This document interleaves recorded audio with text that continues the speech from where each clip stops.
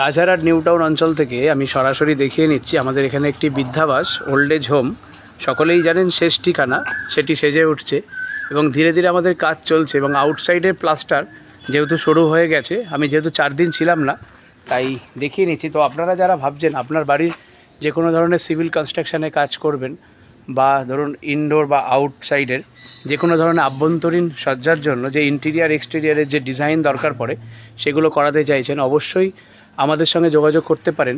আমরা শুরু থেকে শেষ সবটাই আপনাদের সামনে তুলে ধরি এবং আমাদের এখানে যে ওল্ড এজ হোম বৃদ্ধাশ্রম তৈরি হচ্ছে সেই বৃদ্ধাশ্রমের ইনসাইড অলরেডি প্লাস্টারের কাজ শেষ এবং যে ফ্রেম ওয়ার্কগুলো হয়, অর্থাৎ প্রত্যেকটি ঘরেই যে দরজাগুলো লাগানো হয় সেই দরজা ফ্রেম ওয়ার্কের যে কাজ চলে, সেই ফ্রেম ওয়ার্কের কাজ, সেই ফ্রেমগুলো কিভাবে লাগালে প্যানেলিংগুলো সঠিকভাবে দেখতে সৌন্দর্য লাগে সেগুলোও কিন্তু আমরা গাইড করে দিয়ে থাকি। এইভাবে